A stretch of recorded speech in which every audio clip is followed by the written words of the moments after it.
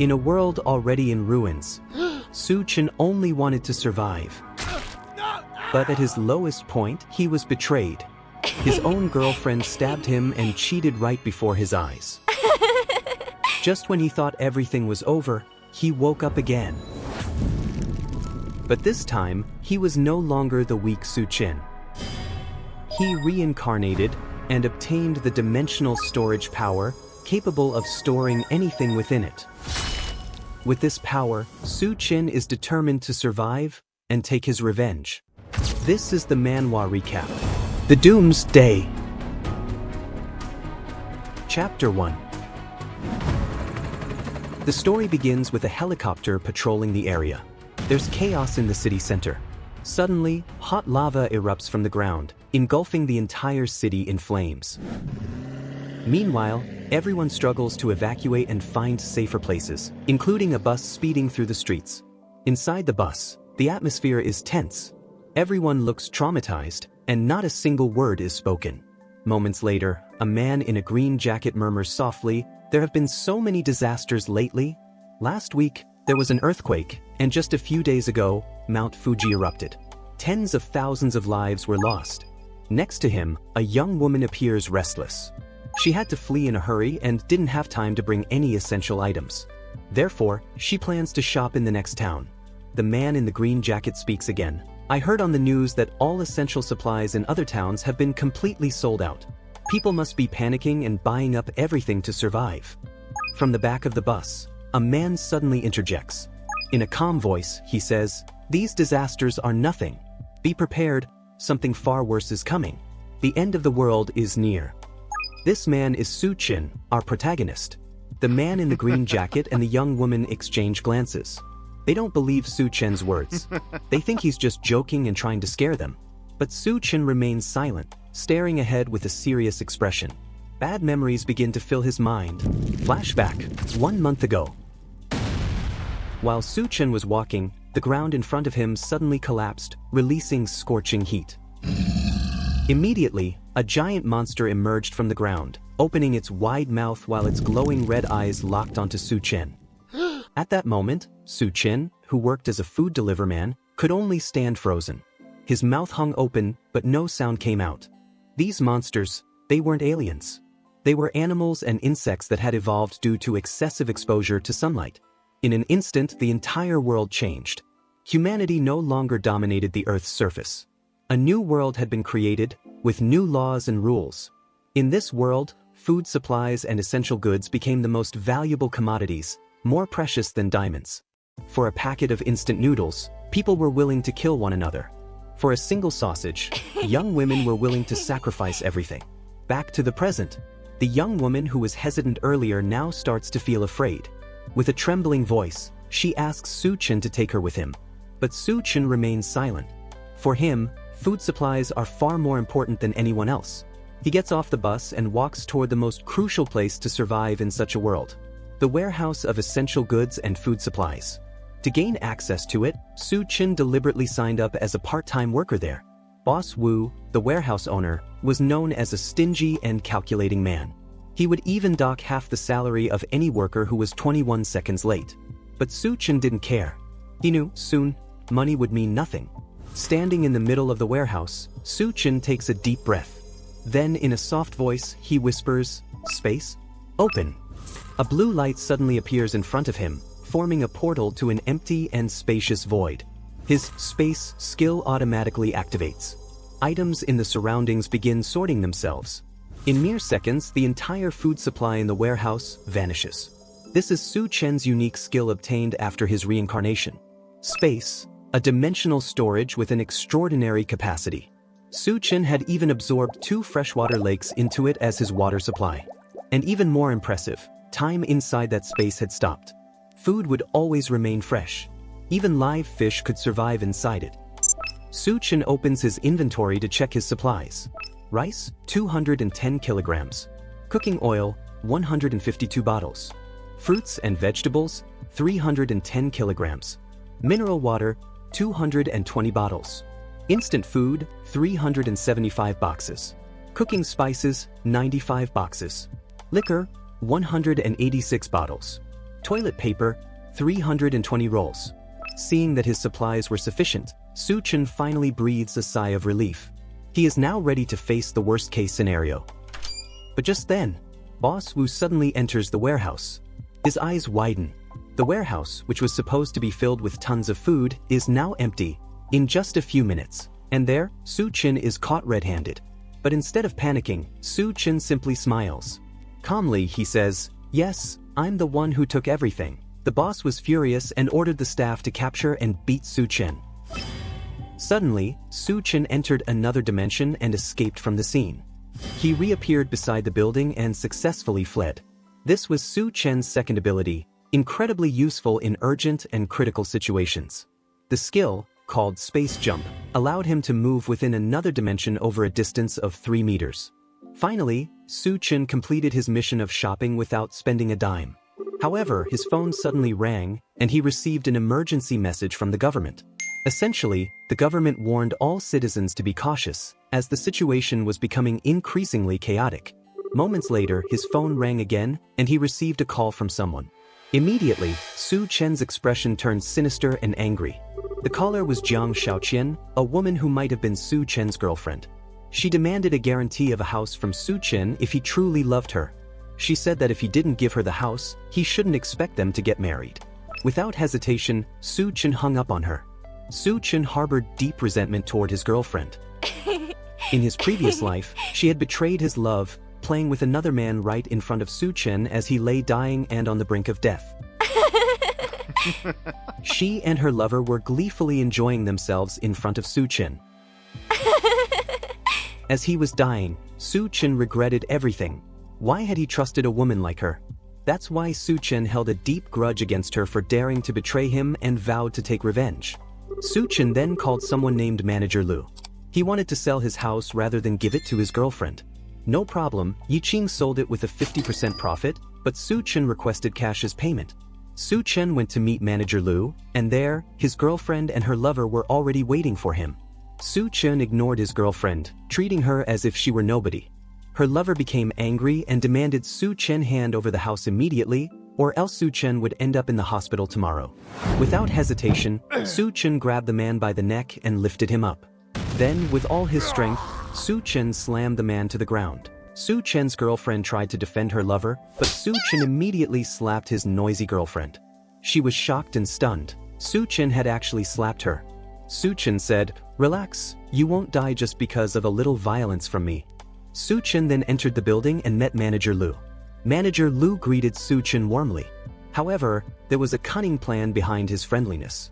Manager Lu thought he had successfully tricked Su-chin into selling his house for half its original price. He believed this would be a big profit for him. Su-chin got straight to the point. If Manager Lu really wants to buy it, just pay in cash.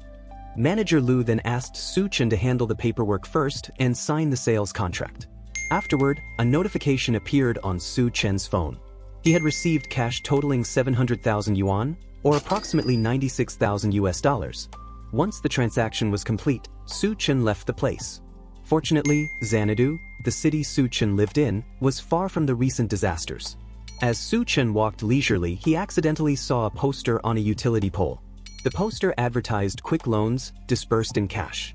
Without hesitation, Su-chin contacted the number on the poster, and they agreed to meet at the office. Su-chin sat there and began negotiating for a loan. He said, "How much can this company lend me?"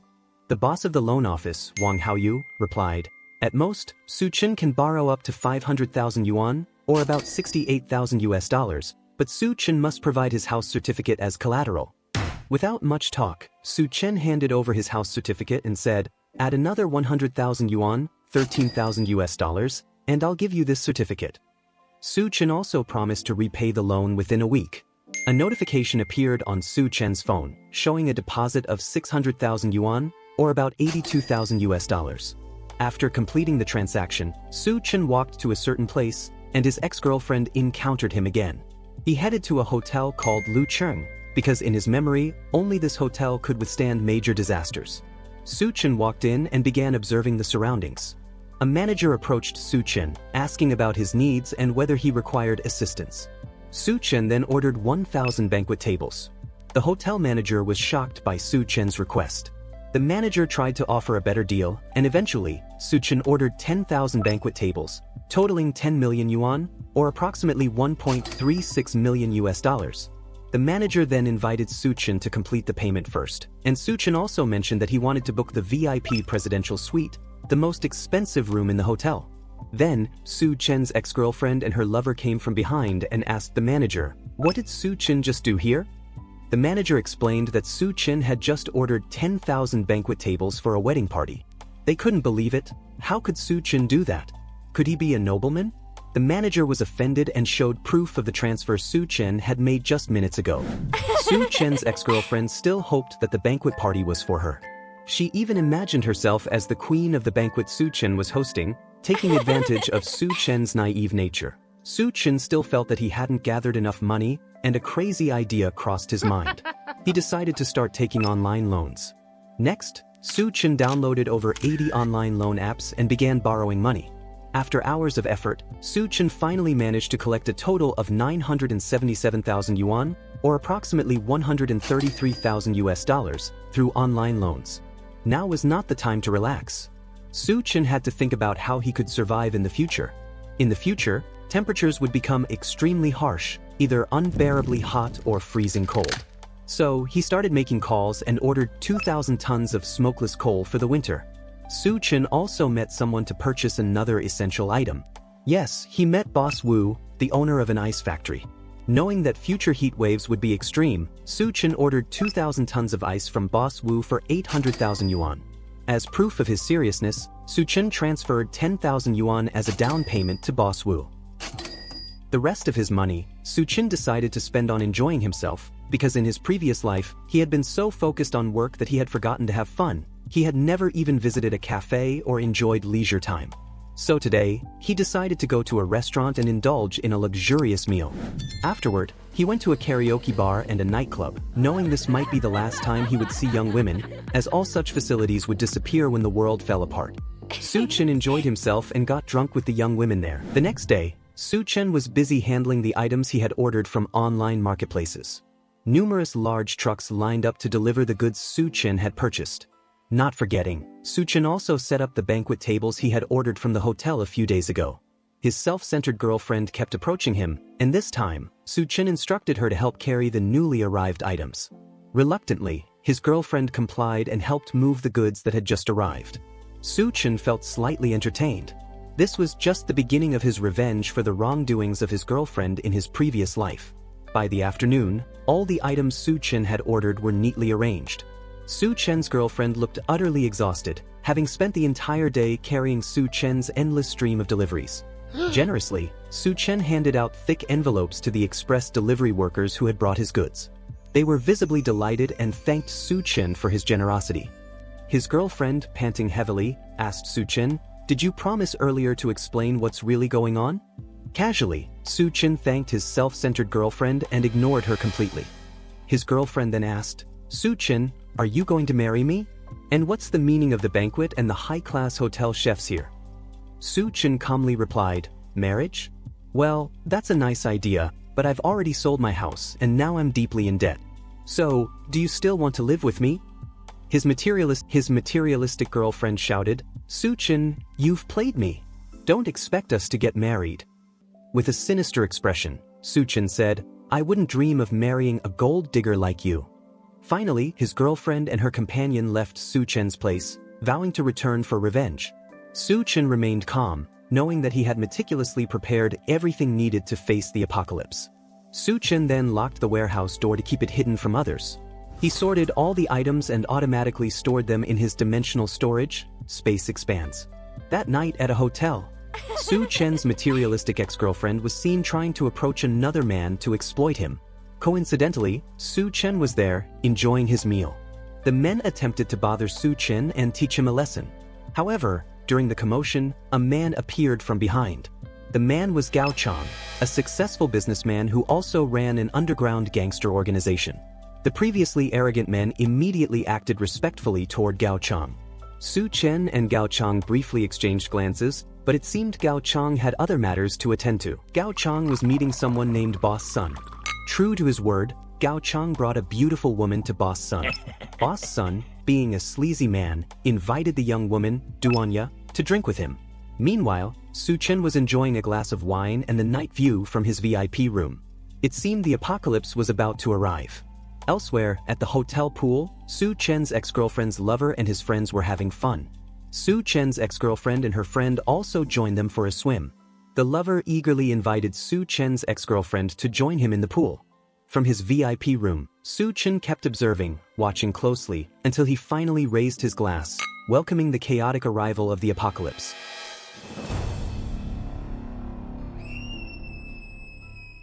Suddenly, the moon shone brightly, emitting an intense heat. Su-chen's ex-girlfriend and her lover were immediately affected by the scorching light of the red moon.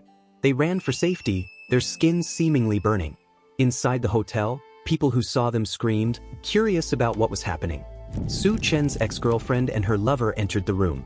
However, their skin had turned red as if burned. The man ordered his subordinates to fetch water. Impatient, he noticed a large aquarium in the hotel. Without hesitation, they all jumped into the aquarium. Finally, their bodies felt refreshed again. But the man suddenly remembered his brother was still outside. From the door, his brother appeared, his body burned and his skin blistered from the extreme heat, weakly asking for help. Meanwhile, Duanya was still hesitant about her situation, suspecting Boss Sun had put something in her drink. Suddenly, the moonlight turned blood red. The moonlight was so dazzling, even brighter than the sun. People began to sense something was wrong. Thanks to this, Duanya escaped from an unwanted situation. Meanwhile, the hotel manager urged everyone to stay calm, as he had reported to the rescue team, who would arrive soon to save them. Back to the overweight brother of Su-chen's ex-girlfriend's lover. His burns worst. While running, he stepped on the hot asphalt, causing the rubber soles of his shoes to stick. He immediately fell onto the scorching asphalt. Within minutes, his body burned and became severely dehydrated. He tried to stand and move to a safer place, but the left side of his head had fused with the hot, sticky asphalt. People watching through their phones were shocked by the situation. Meanwhile, in the VIP room booked by Su-chen, the temperature was perfectly cool. Su-chen was peacefully asleep on his bed. Meanwhile, at the city's power station, a massive explosion occurred due to the extreme heat. The overweight man, who was trying to call his subordinate, suddenly had his call cut off. His brother mentioned that the only room left in the hotel was the one they were currently in, as all other rooms were fully occupied. Su-chen's ex-girlfriend was furious about the situation, questioning how she could possibly stay in the same room as that man. Shortly after, the hotel's electricity went out, leaving everyone overheated, prompting the men to remove their shirts. On the other hand, Su-chen was seen swimming peacefully, enjoying his leisure time. He was fortunate to have booked a room with a private pool. He had also prepared 2 large air conditioners, backup batteries with high capacity, and even placed blocks of ice to keep his room cool. Now was the time to relax and enjoy a glass of fine wine. After swimming, Su-chen felt a bit hungry, so he retrieved some luxurious dishes from his dimensional storage. He then prepared to enjoy his first meal of the apocalypse. Suddenly, there was a knock at the door, forcing Su-chen to open it. As the door opened, cool air rushed out, reaching the noisy crowd outside. The people, seeing the food and the cool room, tried to force their way into Su-chen's room.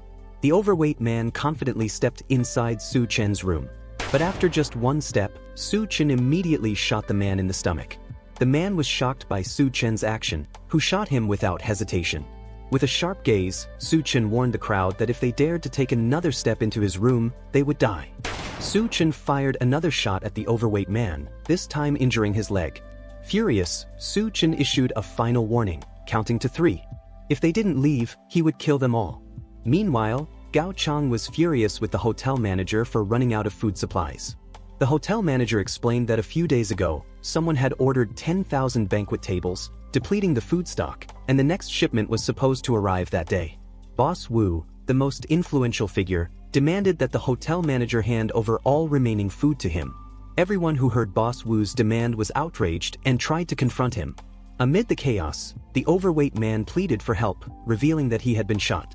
Su-chen's materialistic ex-girlfriend informed everyone that Su-chen's room had large air conditioners, food, and even a swimming pool. Immediately, everyone headed to Su-chen's room to confront him. When Su-chen opened the door, cool air flowed out of his room. Everyone suddenly became polite, pleading with Su-chen to share his air conditioning. A small child suddenly noticed freshly cooked fried chicken and couldn't resist jumping into Su Chen's room. However, Su Chen wasn't that kind-hearted. He kicked the child, sending him flying down the hotel corridor. With a sharp glare, Su Chen said, "Hey, parents, keep your child in check. If you can't handle them, I won't mind helping you." Everyone was enraged by Su Chen's action of kicking the child. They all charged toward Su Chen. Without hesitation, Su Chen shot one of them in the head. The person instantly died, silencing the crowd. Su Chen then issued a final warning, "I may be alone, but you only have one life. If you want to die, step forward." The atmosphere in the hotel grew increasingly chaotic. The overweight man, now deceased, was thrown outside the hotel to prevent his decaying body from spreading disease inside. His enraged younger brother vowed to avenge his brother's death, determined to kill Su Chen. Meanwhile, Su Chen's ex-girlfriend and her friend attempted to seduce Su Chen, promising to do anything if Su Chen allowed them into his room. Su Chen opened the door and invited them in. Suddenly, the overweight man's younger brother shouted and barged into Su Chen's room. Without hesitation, Su Chen delivered a powerful blow to the man's head, leaving it crushed and sending him flying backward. The man's body crashed into the two women behind him. Su Chen coldly remarked, "If you insist on entering, go ahead, but your faces will be destroyed." The group fled the scene as fast as they could. Meanwhile, on the scorching highway, a rescue team arrived in modified vehicles equipped for extreme conditions. They stepped out, fully armed and wearing heat-resistant suits. The people in the hotel felt a glimmer of relief, thinking they might finally be safe. One of the rescue team members announced, "At midnight, 12 a.m., the temperature will be at its lowest point of the day. Tonight, you must travel alone to Silicon Valley Square, where the nearest rescue point is located." Su Chen's ex-girlfriend suddenly spoke up to one of the rescue team members, claiming, "There's a crazed murderer on the upper floor, and he even has a firearm." Everyone agreed and begged the rescue team to arrest Su Chen. In the end, a rescue team member named Feng was assigned to stay and attempt to secure Su Chen. Feng ascended to the upper floor, curious about who Su Chen was. Meanwhile, Su Chen's ex-girlfriend schemed with malicious intent, planning to take over Su Chen's room once he was captured. Feng carefully surveyed the surroundings. He noticed a hidden camera concealed within a flower pot. Suddenly, a flashbang grenade was thrown toward Feng. Caught off guard, Feng had no time to react. The grenade detonated, blinding Feng with a bright flash. Then, Su Chen tossed a tear gas canister, causing Feng to struggle for breath and lose his vision. From behind, a shadowy figure emerged and struck Feng's head. In an instant, Feng lost consciousness. When Feng awoke, his body was tightly bound. Su Chen began interrogating him. After a few minutes of questioning, Su Chen decided to release Feng, as he didn't want to deal with the military, which would complicate his future plans. Feng asked, "Aren't you afraid I'll return with reinforcements to arrest you?" Su Chen calmly replied, "Take a look up above. That is a high-tech defense system used in military camp watchtowers, equipped with facial recognition sensors and high-caliber ammunition." Su Chen added, "If I activate this system, everyone in this room will die, except for me. But if you insist on capturing me, then you'd best die now." Feng finally surrendered, promising to keep quiet and not disturb Su Chen's peaceful life. Su Chen then descended from his room and spotted Gao Chang from afar. Gao and his subordinates were shocked to see Su Chen stepping out of his room. Gao asked, "Why is Su Chen coming down from his room?" Su Chen replied, "He's here to conduct a transaction with Gao Chang." He then presented a package of fresh ice to facilitate the transaction. Gao Chang and his subordinates were astonished by the remarkably fresh ice. However, Su Chen immediately pointed his weapon at the man's head. In the end, Su Chen allowed both of them to enjoy the fresh ice. Suddenly, Boss Wu kicked Gao Chang, furious that Gao was enjoying the ice alone. With a lecherous gaze, Boss Wu turned his attention to Duanya. Boss Wu tried to forcefully grab Duanya, demanding that she have fun with him. Duanya refused and slapped Boss Wu. Enraged, Boss Wu retaliated by tearing Duanya's clothes. He attempted to humiliate and torment her. From behind, Gao Chang glared sharply at Boss Wu. Without hesitation, Gao Chang stabbed Boss Wu in the neck. Gao Chang killed the arrogant Boss Wu, agreeing with Su Chen that lives no longer mattered in this chaotic world. Gao Chang declared, "Now, this entire hotel is under my control. You must choose, go to the rescue point or die here." Meanwhile, Su Chen observed the scene from the upper floor. Boss Wu's body was eventually thrown outside to prevent the spread of disease. Finally, midnight arrived, and everyone attempted to head to the rescue point. On the way, a man fell, but sadly, no one cared, neither his family nor his loved ones. Everyone was solely focused on their own survival. Suddenly, the corpses of Boss Wu and the overweight man began to emit light. In an instant, their bodies reanimated, their eyes glowing red. The monsters burst into Gao Chang's room. Gao Chang tried to fend off the monstrous Boss Wu, using his subordinates' bodies as shields. At that moment, Su Chen appeared from behind, wielding a sword, and ordered everyone to step aside. The monsters carried grudges from their deaths. Since Boss Wu was killed by Gao Chang, Boss Wu relentlessly targeted Gao Chang, determined to kill him. Meanwhile, the overweight man, who had been shot by Su Chen, sought revenge against Su Chen. Without hesitation, Su Chen stepped forward, sword in hand. He prepared to decapitate the overweight monster with his blade. With a single strike, the monster was instantly killed.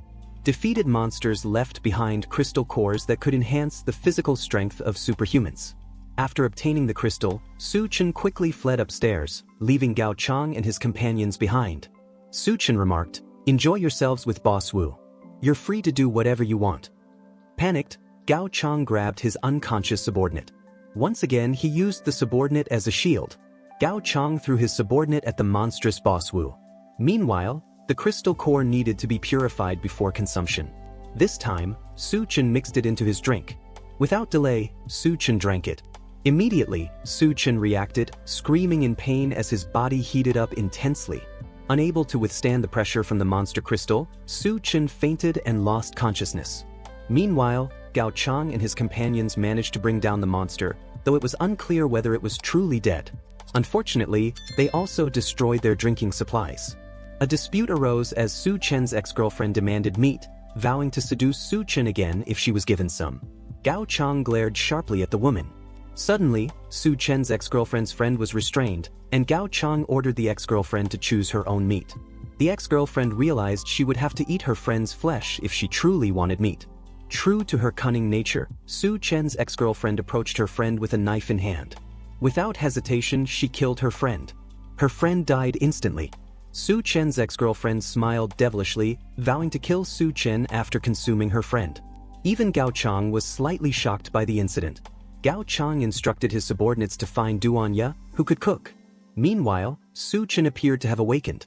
His physical strength had become extraordinary, allowing him to move with incredible speed. It seemed the crystal Su Chen consumed was of the physical strength type. Su Chen spotted Duanya from his room. As Duanya reached to open the door, Su Chen was already standing before her. Duanya was startled to see Su Chen without clothes. Su Chen invited Duanya into his room, wanting her to become his chef, and allowed her to stay in his room. However, Su Chen issued a warning: if Duanya harbored ill intentions or hidden motives, he would kill her immediately. Duanya swore not to act foolishly and promised to trust Su Chen completely. Suddenly, with a serious expression, Su Chen ordered Duanya to remove all her clothes. Duanya was shocked by Su Chen's demand but felt she had no other choice. Duanya took a bath to cleanse herself. Su Chen monitored her through his phone to ensure she truly had no malicious intentions. After bathing, Duanya changed into a doctor's outfit. She asked, "Isn't this outfit a bit too small?" But Su Chen replied that it suited her perfectly. Suddenly, there was a loud knock at the door. It was Gao Chang, demanding Su Chen come out. Duanya warned Su Chen not to open the door, explaining that the people outside had gone mad. They had even eaten Lena, Su Chen's ex-girlfriend's friend. Shocked, Su Chen exclaimed, "They're eating humans?" Despite the warning, Su Chen opened the door. Everyone outside smiled, seeing Su Chen as their prey. Suddenly, someone attempted to stab Su Chen with a knife. Quickly, Su Chen deflected the attack. Everyone was stunned by Su Chen's strength. Su Chen's ex-girlfriend pleaded for his help to save her. Unfortunately for her, Su Chen already knew she had become half-monster after consuming human flesh. When someone eats human flesh, their body mutates, and sharp fangs grow from their teeth. Furious at his ex-girlfriend's monstrous transformation, Su Chen kicked her with full force, sending her flying out the window. Luckily, she managed to cling to the window ledge. However, the scorching heat outside burned her body. The others tried to kill Su Chen to take over his room. Su Chen immediately shot one of them in the head, killing them instantly. They attacked him all at once. But unfortunately for them, Su Chen, having undergone evolution, killed them all in an instant. Now, only Gao Chang remained. Su Chen swiftly grabbed Gao Chang by the neck and slammed him against the wall. From a distance, Su Chen noticed his ex-girlfriend, who had evolved further due to the burning heat, becoming even stronger. Su Chen declared to her, "Since you're still here, I'll kill you again." His ex-girlfriend, now a monster, roared loudly. Duanya, now only one monster remained. Duanya knew she had to prove her usefulness to Su Chen to avoid being cast out of his room. She asked Su Chen to let her help in the fight. Su Chen calmly replied, "You'd better stay inside, as you're distracting me." The monster charged at Su Chen, ready to attack. It was incredibly fast, so fast that Su Chen couldn't dodge in time and was struck. However, Su Chen was unharmed. Thanks to the magical crystal he had consumed earlier, his body had gained extraordinary resilience. The monster attacked again, this time from behind.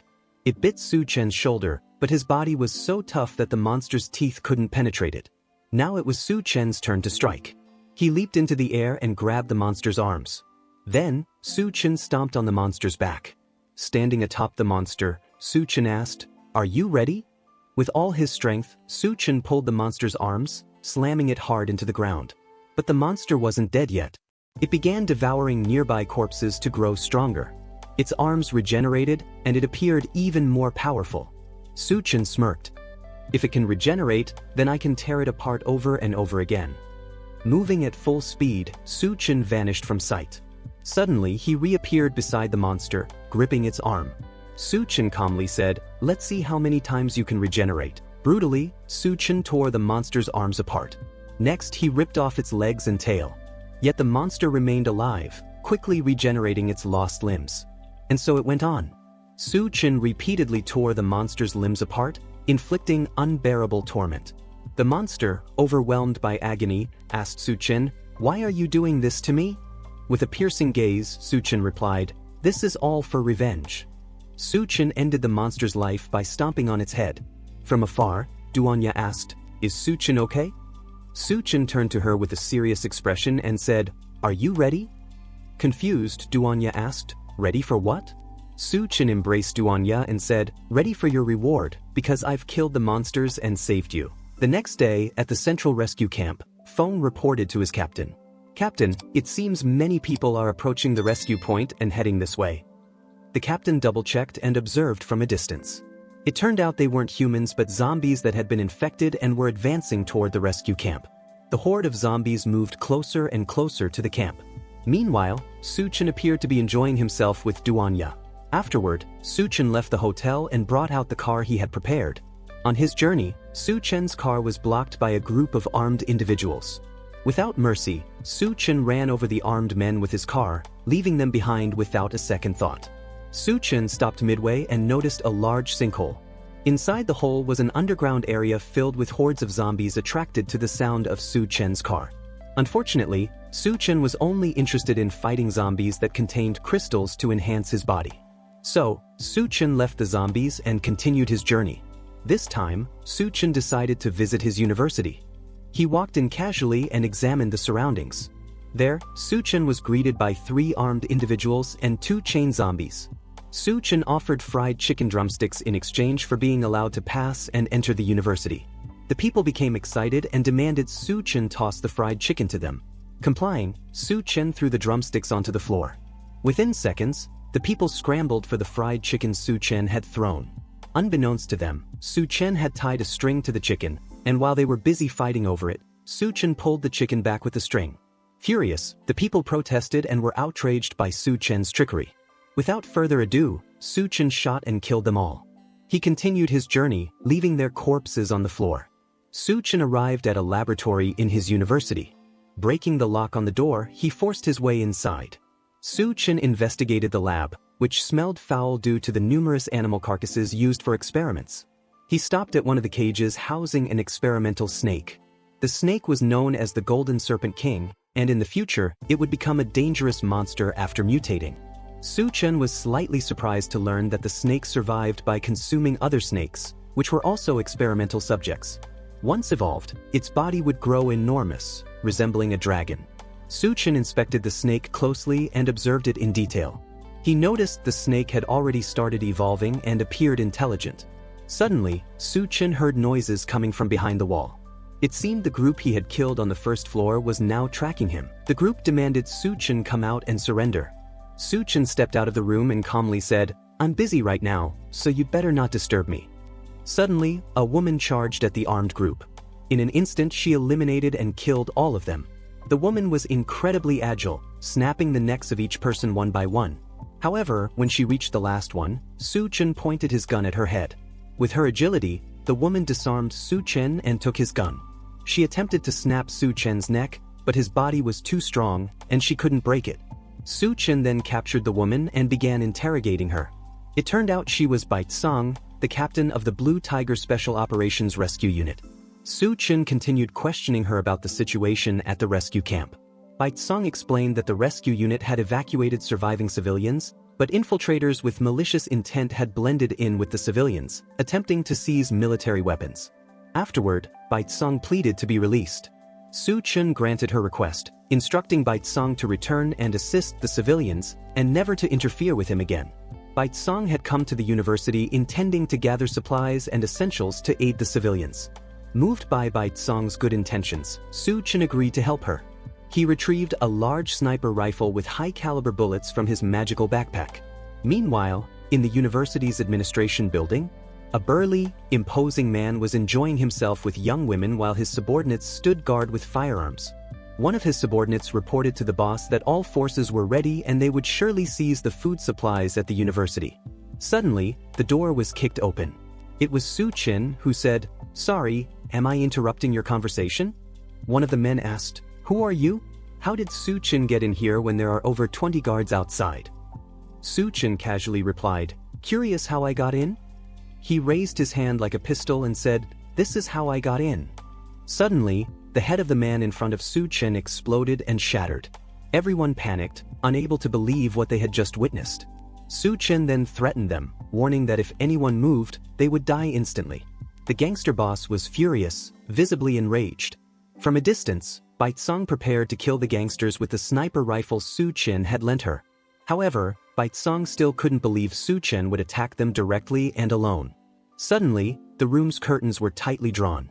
Panicked, Bai Tsang tried to contact Su Chen, asking about the situation. Instead, Bai Tsang heard the gangster boss threatening to kill Su Chen for daring to come alone. Quickly, Bai Tsang ran to save Su Chen. She sprinted as fast as she could, her face filled with panic, determined to rescue Su Chen. But when she arrived at Su Chen's room, everyone was already dead, and only Su Chen remained, choking the gangster boss. Su Chen calmly said, "You're late, Bai Tsang, and it turns out there's no food supply in this room." Without hesitation, Su Chen killed the gangster leader. Bai Tsang, witnessing the scene, was stunned and asked, "Did you defeat every enemy here by yourself, Su Chen?" Su Chen replied that he merely knew a little self-defense, then suggested they leave, as the supplies in this location were already gone. He then proposed going to the girls' dormitory, explaining that the remaining survivors had gathered there, Xiao Feng included. Upon arriving, Xiao Feng spotted Su Chen and asked, "What are you doing here?" Su Chen quickly noticed that Xiao Feng appeared injured. Xiao Feng explained that it was just a scratch from a monster's sharp claws, but the pain was growing worse by the minute. Su Chen informed him that wounds inflicted by zombies contained numerous viruses and bacteria that would slowly consume Xiao Feng's body. Unfortunately, medicine was extremely scarce. However, Su Chen provided Xiao Feng with medical supplies from his inventory. Su Chen handed over the medicine because, in his previous life, he had witnessed a military officer possessing incredible strength. If Xiao Feng was that man, then helping him would be a worthwhile investment for the future. Xiao Feng thanked Su Chen, promising to repay his kindness someday. Additionally, Su Chen warned everyone about an impending flood. He explained that the intense heat had melted massive ice formations at the poles, which would bring devastating waves and submerge the land. Suddenly, a woman named Fong Qing appeared, Su Chen's former university classmate. Fong Qing asked, "Is there food in your backpack, Su Chen?" Growing impatient, she attempted to snatch Su Chen's bag. Without hesitation, Su Chen firmly slapped Fong Qing for her rudeness and arrogance. Immediately, one of her teeth was knocked out. The crowd cheered, urging Su Chen to strike her again, as Fong Qing was known for her arrogance. She was the daughter of a powerful, wealthy man who always looked down on others. Furious, Fong Qing swore revenge. She vowed to find her father and report everyone to him. As she stormed out, Bai Tsang asked Su Qin, "Are you sure this is okay?" Su Qin calmly replied, "She's just looking for her father. Why would that be something to worry about?" But suddenly, Fong Qing was kidnapped by a masked figure wearing an iron faceplate. The man demanded, "Where is Su Qin?" Just as Su Qin was preparing to leave, he heard screams. He turned to see Fong Qing suspended in the air, pleading for him to save her. The masked kidnapper shouted his introduction, "I am Steel Fong, from the Federal Evolution Bureau." Steel Fong accused Su Qin of daring to seize food supplies from the university building. Then, without warning, Steel Fong opened his vehicle's container. Inside were countless zombies. He released them, sending them directly towards Su Qin. Meanwhile, Xiao Feng and Bai Chang heard a commotion in the distance. It seemed to come from the direction Su Qin had gone, so they decided to check it out. Fong Qing begged Su Qin to save him. However, Su Qin paused to consider whether Fong Qing would be of any use to him. Upon hearing that, Fong Qing became furious and hurled insults at Su Qin. Su Qin smiled and said, "Calm down, don't get angry. Look behind you, you're about to die." The zombies were closing in, ready to devour Fong Qing. Fong Qing screamed in pain as the zombies began tearing into his body. The gangster then turned to Su Qin and said, "Looks like you're next." He had obtained ash from a zombie's corpse, and by smearing it on himself, the zombies mistook him for one of their own. Now, the zombies advanced towards Su Qin, ready to attack. Without hesitation, Su Qin summoned 2 swords from his dimensional storage. With ruthless precision, he hacked through the zombies. In mere moments, Su Qin had slain them all. The gangster was stunned to find Su Qin suddenly standing right in front of him. From a distance, Xiao Feng and Bai Chang were speechless at the sight. Both were deeply concerned as they saw Su Qin surrounded by hordes of zombies. Su Qin used his skill to teleport, and in an instant, he appeared behind the gangster. He grabbed the gangster's mask and asked, "Who are you really and who sent you?" Yet, the gangster remained silent, refusing to reveal any information. Su Qin smirked, his expression darkening. Without warning, he grabbed the gangster's head and pulled with tremendous force. The gangster let out a painful scream before his head was violently torn off, spine and all. Bai Chang was utterly shocked at Su Qin's brutal display. Meanwhile, Su Qin wondered if life would be a little easier if he had a reliable assistant to help him. Back at the VIP suite of Su Qin's hotel, Duanya was deep in a dream, crying out in satisfaction. It seemed Duanya was dreaming about Su Qin. Fear crept in. She was terrified that Su Qin would abandon her. She recalled Su Qin's words, "If Duanya wants to stay with me, what benefit can she offer me?" Duanya responded to herself, vowing not to be a burden and promising that she could be useful to Su Qin. Suddenly, she heard a noise from the next room. She grabbed a pistol and cautiously went to investigate. But when she arrived, there was nothing there. However, as she turned around, out of nowhere, a zombie appeared silently behind her. The zombie was dangerously close to Duanya, almost touching her. She reached for her pistol, intending to shoot it. But in her haste, the gun slipped from her grasp, crashing onto the floor with a loud noise. The sudden sound alerted the zombie, which let out a deafening roar. Then, just as the zombie lunged at her, it bit into the chair beside her instead. It seemed the creature was defective. It couldn't see, relying only on its sense of smell to locate prey. This stroke of luck gave Duanya a chance to strike back. She reached for her fallen pistol on the table. But the zombie noticed. It attacked again. Panic flooded Duanya's mind. She had no time to think. She lashed out, kicking the zombie's eye with her high heels. But the monster caught her leg, gripping it tight. Fury ignited inside Duanya. She fought back, kicking the zombie viciously. Then she spotted a large axe on the table. Without hesitation, she grabbed it. Now it was her turn to attack. Meanwhile, at the university where Su Qin studied, Bai Chang was calling for reinforcements. He had contacted his older brother, Bai Ming, along with additional troops to evacuate the survivors. Inside the university's laboratory, Su Qin was observing how a test subject, a serpent, was undergoing mutation, transforming into something monstrous. He grabbed a bucket and filled it with water. Suddenly, the snake moved toward the water on its own. The moment its body touched the liquid, a reaction began. Its form twisted and shifted, evolving into a terrifying creature, something resembling a water dragon. Su Chen watched, confusion flickering in his eyes. Then, without warning, the bucket exploded violently. A towering beast emerged, its massive form looming over him, its face twisted with menace. Su Chen drew his sword, offering the creature a choice.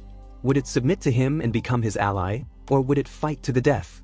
But instead of responding, the serpent bolted toward the door, attempting to escape.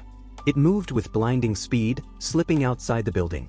Yet, Su Chen was faster. He landed atop the fleeing serpent, sword ready to pierce its flesh. But in the next instant, his blade shattered into two pieces. Surprise flickered in Su Chen's eyes. The creature's scales were unbelievably tough. Now enraged, the serpent retaliated against Su Chen, furious at his attempt to slay it. But Su Chen stood firm, fists clenched. He threw a powerful punch straight into the creature's head, sending it crashing to the ground. However, the beast refused to surrender. It coiled its massive body around Su Chen, crushing him within its grasp. Yet Su Chen remained unervingly calm. He smirked. Was your earlier attack just a trick? Is this your real plan? The serpent widened its jaws, preparing to devour him whole. But before it could strike, Su Chen tightened his grip around its throat, choking it instantly. He spoke with eerie amusement. They say snakes have strong nervous systems. Even when decapitated, they can still bite for a few seconds. Then, with sheer force, Su Chen sliced through the serpent's body, splitting it from head to tail. At last, the creature was dead. And now, Su Chen held his second monster crystal, this one from the legendary Golden Serpent King. Curiosity sparked in his mind. What kind of ability would he gain from this crystal? And so, the Great Flood arrived, submerging the entire city. This massive flood was caused by enormous waves of seawater, triggered by extreme heat melting the ice caps. Meanwhile, Su Chen was still diving underwater after absorbing the serpent's crystal.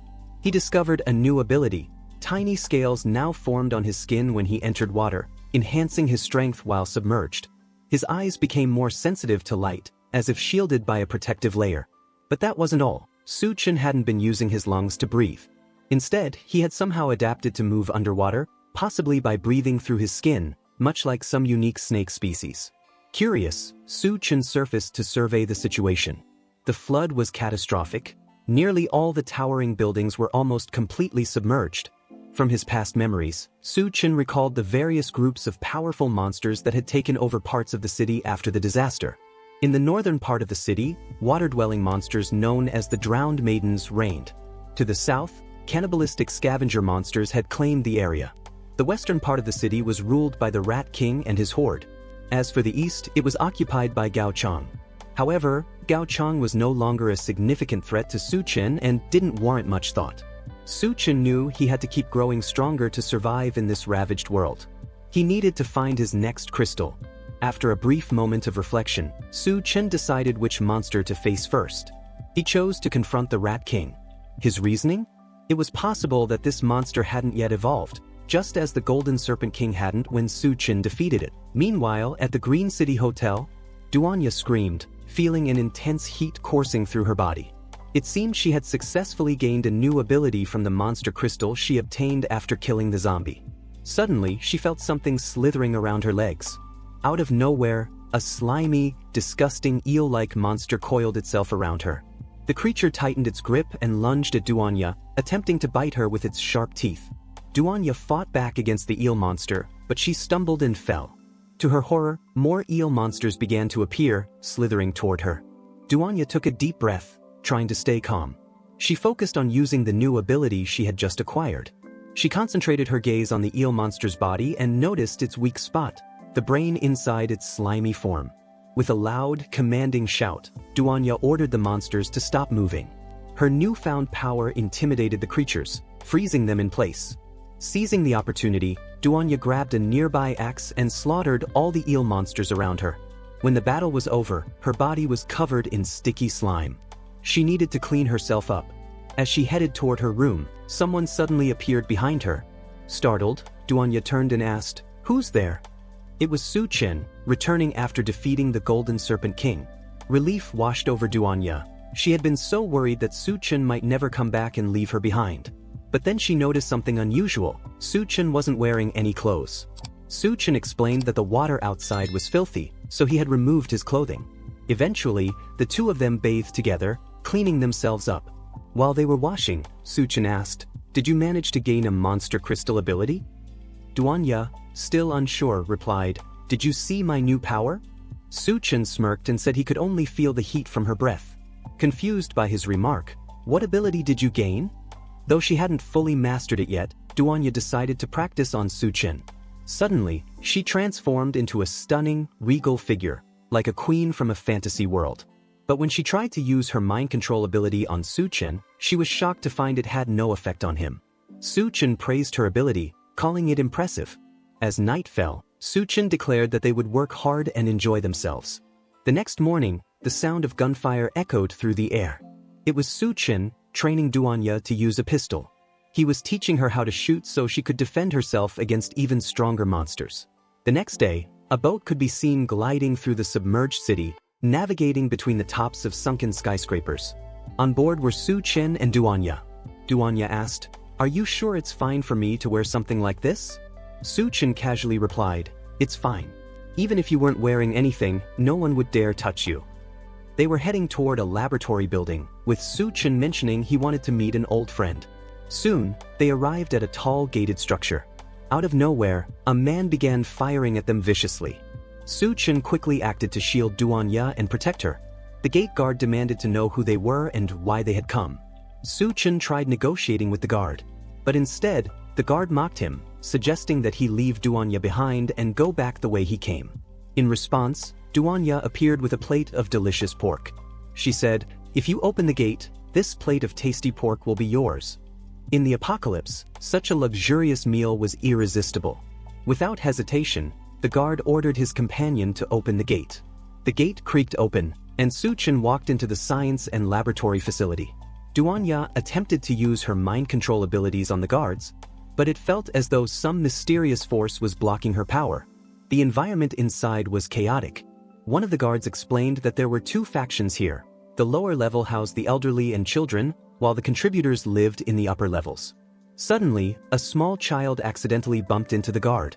The guard became furious, yelling at the child.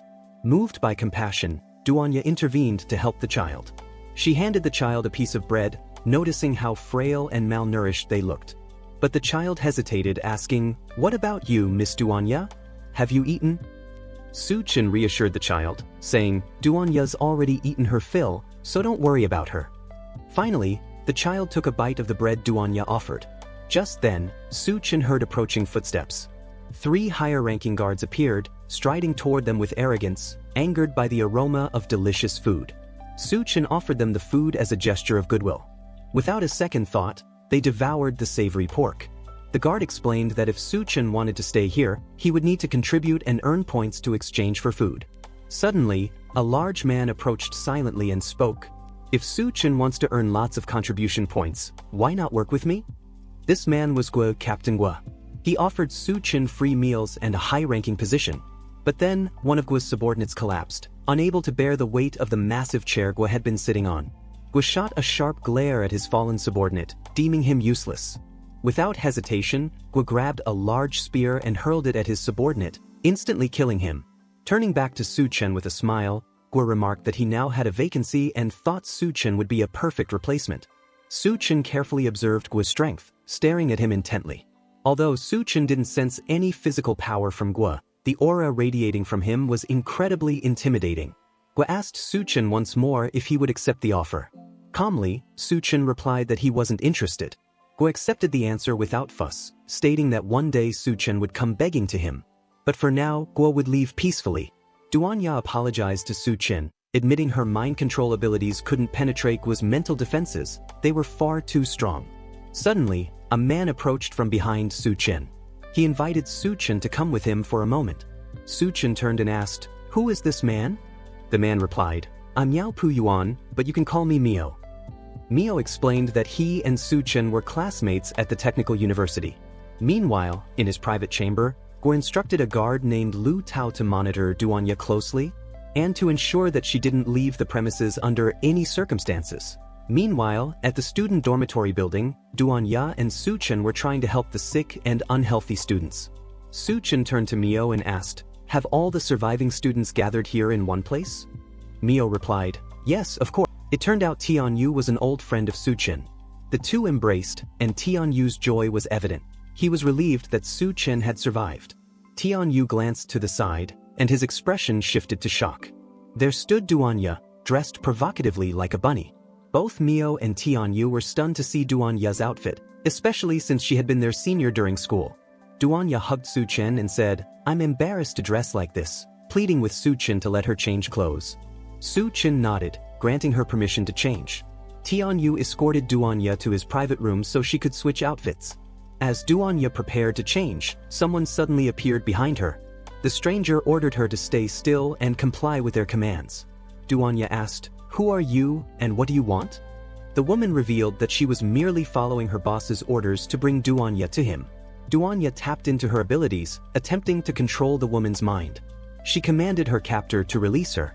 Instantly, the woman obeyed Duanya's order and let her go. Duanya was now free, but she hadn't fully mastered her mind control powers, meaning the effects might not last for long. Duanya decided to seek Su-chen's help to ensure the remaining influence held. But then, unexpectedly, the woman stabbed her own hand, breaking free from Duanya's control. The woman charged at Duanya. Unable to fight back, Duanya struggled against her opponent, who was highly skilled in combat and bore countless battle scars. The woman declared that Duanya was dangerous, her innocent appearance hiding a power capable of harming others. Meanwhile, outside the room, Su-chen said, "Why is there so much noise in there? It's just supposed to be about changing clothes." Without hesitation, the door swung open, and Su-chen entered the room. The woman glared at him with piercing eyes, snapping, "Do you have a death wish?" She dashed towards Su-chen, poised to kill him. Suddenly, Tianyu shouted, "Su-chen, watch out!" At the sound of Su-chen's name, the woman froze in her tracks. Fear overtook her. She recalled the moment she first encountered Su-chen. Back then, Su-chen had effortlessly slaughtered her entire gang. She vividly remembered Su-chen's smile as he killed her former boss. At that moment, the woman abandoned her attack. Instead, she begged Su-chen for mercy and assistance. With an intense, piercing gaze, Su-chen asked her, "Who is your true mastermind?" The woman turned to Su-chen and said, "Is my sincerity not enough to convince you, master?" Suddenly, she removed all her clothing to demonstrate her devotion. Tianyu and Mio were stunned by her unexpected action. Out of nowhere, a smoke bomb exploded, filling the room with thick fog.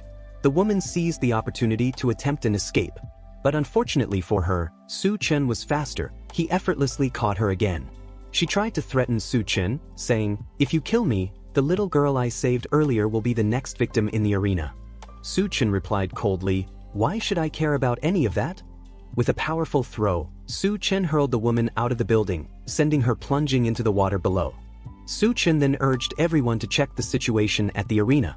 Tianyu tried to calm Su-chen down, but his words fell on deaf ears. Meanwhile, at the arena, Captain Gao announced that 2 brothers were to be executed, but because the little girl had agreed to enter the arena, Boss Gao would reconsider sparing her brothers if she managed to survive.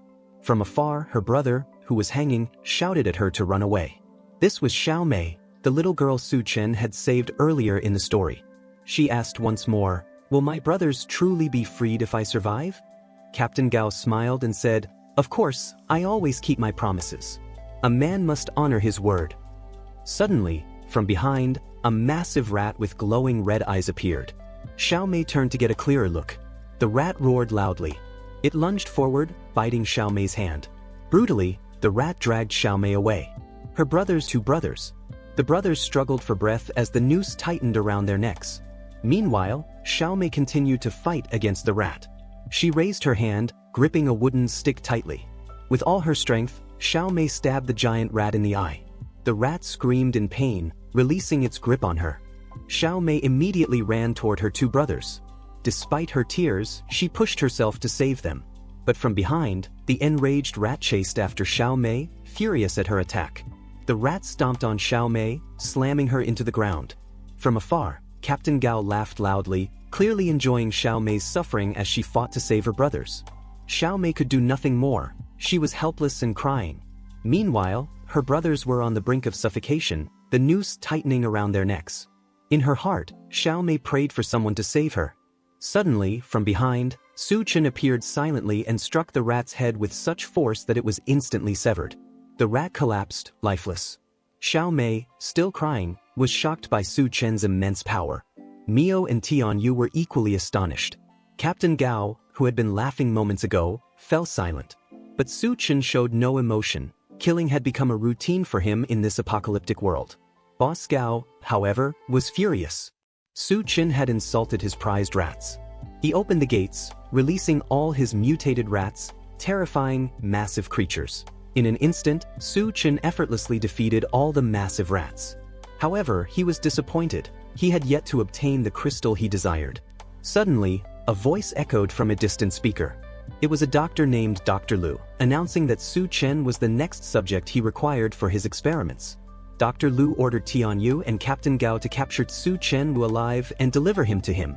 Tianyu shared information with Su Chen, revealing that Dr. Lu had developed a drug capable of tripling a normal human strength. But the side effect was severe addiction. Anyone who became addicted to the drug and didn't take Dr. Lu's formula would gradually weaken and eventually die. Without warning, Captain Gao flew forward, lunging at Su Chen with his enormous hammer. In that instant, Tianyu delivered a swift kick to Captain Gao's face. Infuriated, Captain Gao shouted, "You Tianyu fool! Are you betraying our boss?" With sharp determination, Tianyu declared, "No matter what happens, I will never harm or betray my brothers. Even if it means my death, I am unafraid." Tianyu charged at Captain Gao, attacking him brutally with his fists. Captain Gao smirked, claiming this was all part of Dr. Lu's foresight. He explained that Dr. Lu had anticipated Tianyu's betrayal and only provided him with level 1 drugs, while Gao himself had been given level 2 drugs. Captain Gao roared in anger, hoisting his 2 massive hammers. With all his strength, he struck Tianyu, who struggled to withstand the blow, coughing up blood from the impact. With a wicked grin, Gao sneered, "Die, traitor." He pressed a button on his hammer, unleashing a surge of electricity. But before the strike could land, Su Chen intervened. He kicked Captain Gao's hammer, forcing it to reverse direction and stick to Gao's own large body. Everyone was stunned by this display, including Tianyu, who stared in disbelief. Mio and Duanya, watching from nearby, were equally captivated. Meanwhile, Dr. Lu observed the scene from afar. At that moment, Captain Gao was electrocuted by high-voltage currents, screaming in pain. Dr. Lu, observing Su Chen from afar, remained calm, analyzing all possible outcomes. He remarked that all his previous experiments were nothing compared to Su Chen. Dr. Lu then extended an offer to Su Chen, inviting him to join as an experimental subject and promising to make him the most perfect human being on Earth. Su Chen replied coolly, "Is your idea of perfection a giant rat monster?" Dr. Lu was shocked that Su Chen could guess his next experiment. He explained that human genes and rat genes were very similar, making them suitable for testing. Dr. Lu promised to conquer the world with his army of rats, transforming the ruined Earth into a paradise, if Su Chen chose to become part of his experiments. Su Chen dismissed the offer with indifference, saying, "I'm not interested in the crazy ideas of a foolish doctor like Lu." Dr. Lu, unbothered by the rejection, ordered his subordinates to shoot Su Chen and capture him by force. A gunshot rang out, and Su Chen easily dodged the modified bullet. But he didn't realize that the bullet had struck Captain Gao, who stood behind him. At that moment, Captain Gao's body began to mutate, grotesque creatures emerging from his flesh. Dr. Lu fired the experimental level 3 drug he had just developed, making Captain Gao his test subject. Captain Gao was a sumo wrestler with thick layers of fat as his natural defense. The newly injected drug enhanced his ability to regenerate from fatal injuries and boosted his strength. From afar, Dr. Lu exclaimed, "Do you see the beauty of evolution now?" Su Chen remained indifferent, flipping his middle finger at Dr. Lu and retorting, "Hey, foolish doctor, all you're doing is turning people into monsters. What's beautiful about that?" Infuriated, Dr. Lu ordered Captain Gao to kill Su Chen and retrieve his genetic material. Immediately, Captain Gao charged at Su Chen with incredible speed. From a distance, Duanya cried out in worry, urging Su Chen to be careful. But Su Chen didn't dodge. He wanted to test his strength, to see whether a modified human was more powerful than the abilities he gained from monster crystals. Standing firm, Su Chen caught Captain Gao's charging form, attempting to stop him. When the timing was right, Su Chen pulled out a battery from his dimensional storage and inserted it into Captain Gao's mouth. Unintentionally, Captain Gao bit down hard on the battery. A massive explosion occurred, blowing apart Captain Gao's enormous body. But Captain Gao wasn't dead. the modification drug from Dr. Lu continued to regenerate his wounded body. Rising again, Captain Gao's form had grown even more monstrous. Without hesitation, Su Chen advanced, striking Captain Gao's head with all his might. In a flash, Captain Gao was sent flying into a wall. Due to the immense power of the crystal, Su Chen chose to conceal his strength by using dust as cover for the battle. Duanya and the others worried about what was happening behind the swirling debris. Dr. Lu, too, wondered if the fight was still ongoing. Meanwhile, Su Chen relentlessly attacked Captain Gao with brutal force. But Captain Gao's body continued regenerating.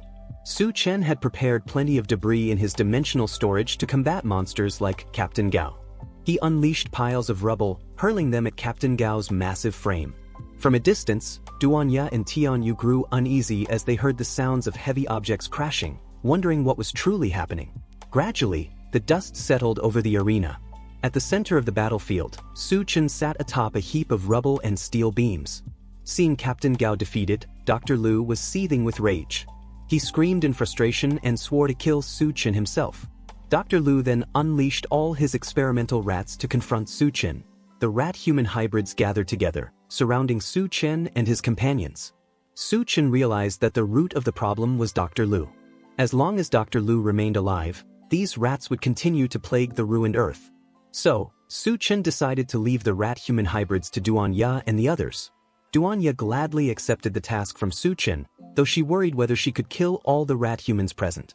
She then declared to everyone that she would take command and use her skills to control the rat humans. The rest, she entrusted to Tianyu, Mio, and the others to eliminate the controlled rat humans. Meanwhile, a scientist reported to Dr. Lu, informing him that Su Chen had successfully breached the entrance and incapacitated the guards. Panicked, Dr. Lu ordered his research team to inject the apocalypse gene he had created. Dr. Lu declared that he would personally confront Su Chen. Meanwhile, Su Chen had entered the laboratory building. Inside, he saw numerous experimental creatures. Among them, Su Chen encountered a familiar woman. Her name was Yun Yun, someone Su Chen had met at a bar. Without hesitation, Su Chen chose to rescue Yun Yun first. Yun Yun slowly regained consciousness and asked, "Are you Su Chen?" Su Chen calmly replied, "Yun Yun, don't worry. I'll save you soon." Suddenly, Yun Yun mentioned that she was hungry. But before Su Chen could respond, a sudden attack targeted him. Fortunately, Su Chen managed to anticipate it. It turned out to be Dr. Lu, demanding that Su Chen release his valuable experimental subject. Su Chen remained calm, assessing the situation. Dr. Lu unexpectedly revealed ice-based abilities. Dr. Lu declared that Yun Yun was a precious experimental subject to him and ordered Su Chen to let her go. Terrified, Yun Yun clung tightly to Su Chen, pleading with him not to leave her side. Seeing Yun Yun embrace Su Chen, Dr. Lu was enraged. He charged forward, attacking Su Chen. Su Chen attempted to kick Dr. Lu, but Lu proved resilient, successfully blocking the attack. Then, Su Chen and Yun Yun kissed in front of Dr. Lu. Yun Yun had missed Su Chen deeply, as the last time they met at the bar, Su Chen had left her behind. So, Yun Yun kissed Su Chen as a form of punishment. Afterward, Yun Yun fell asleep. Meanwhile, Dr. Lu was visibly furious, enraged by Su Chen's audacity to toy with his experimental subject. He screamed, releasing a powerful aura. Dr. Lu's body began to evolve and mutate. His teeth sharpened like a wolf's. His frame became gaunt, and his hands transformed, growing razor-sharp claws.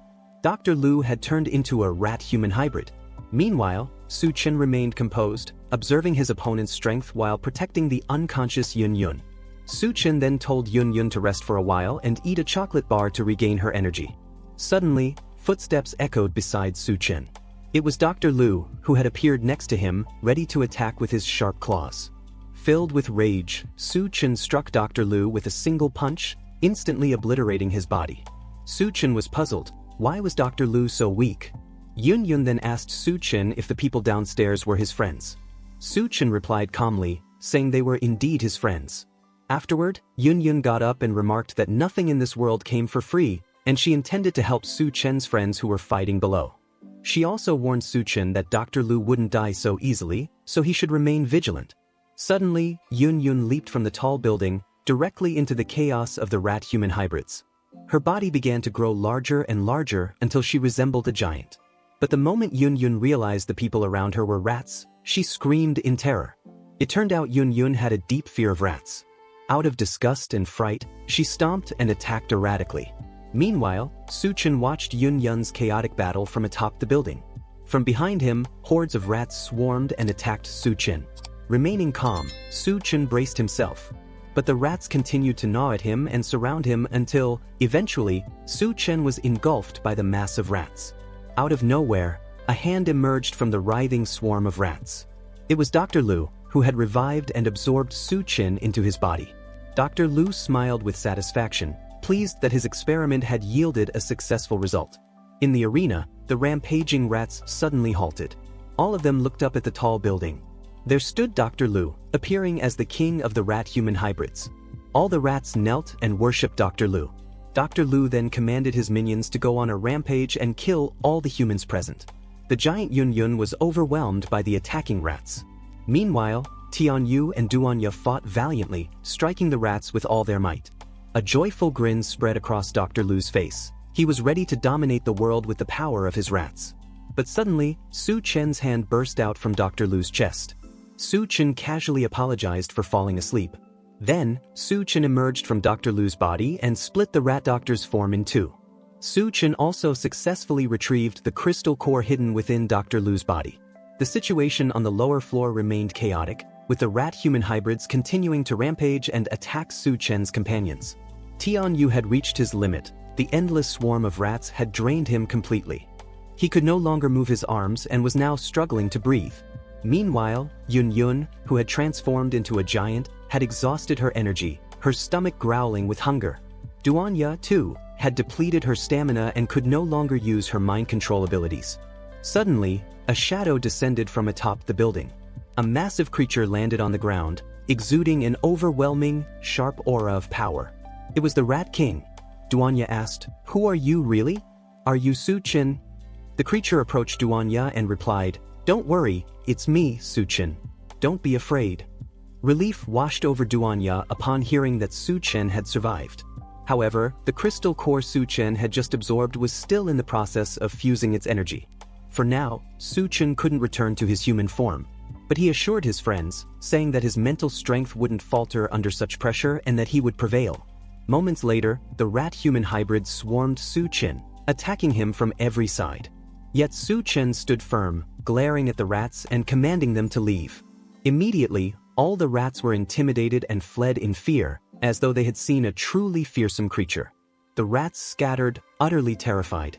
Suddenly, Tianyu groaned in agony. His body burned with unbearable heat, and he was completely drained. Desperate to save him, Su Chen began searching for a solution. Yun Yun spoke up, "This is the poison injected by Dr. Lu. There must be an antidote somewhere in the lab." She added, "There's a corpse in the lab, a body whose blood can heal any wound."